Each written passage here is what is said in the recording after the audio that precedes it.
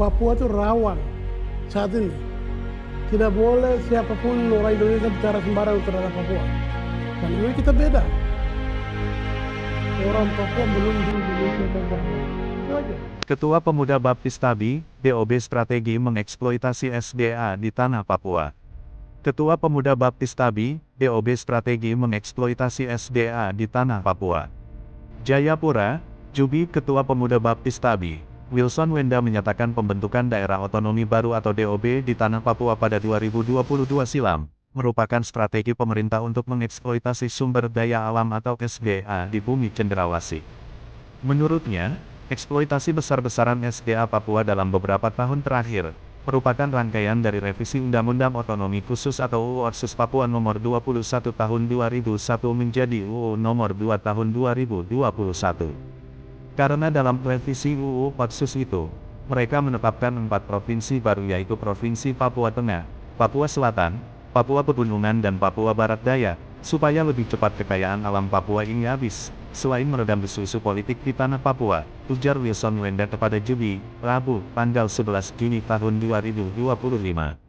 Wilson Wenda mengatakan, di Papua Selatan ada 2 juta hektar tanah adat masyarakat adat Marin dicaplok untuk proyek strategis nasional atau PSN. Meski masyarakat adat menolak, namun pemerintah tidak memperdulikan. Di Papua Tengah itu penolakan pembukaan tambang di Blok Wabu di Kabupaten Bintan Jaya. Sama halnya di Papua Pegunungan, misalnya pembukaan minyak di Kabupaten Lanut Jaya dan Mas di Yanukimo dan Pegunungan Bintan, ujarnya. Sementara itu, Direktur Wahana Lingkungan Hidup atau WALI Papua, Michael Peti mengatakan begitu cepat terjadi kerusakan lingkungan di tanah Papua. Hadirnya DOB dianggap mempercepat eksploitasi sumber daya alam di tanah Papua atas nama pembangunan. Semakin lama ruang hak hidup masyarakat adat dihilangkan, baik di pesisir pulau-pulau kecil maupun di tanah-tanah besar di wilayah dataran, rawa bahkan di wilayah adat masyarakat di bagian pegunungan yang kaya akan potensi batu bara, nikel dan emas, kata Michael Peti. Walhi Papua menyerukan kepada pemerintah untuk mereview semua izin tambang dan izin perkebunan. Pemerintah disarankan mengedepankan musyawarah mufakat atau bicara dengan masyarakat pemilik hak ulayat di para adat apabila ingin mengeluarkan izin bagi perusahaan yang akan beroperasi di tanah Papua.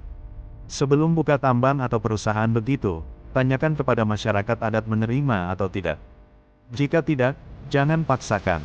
Kadang-kadang perusahaan-perusahaan ini rakus sehingga memanipulasi masyarakat.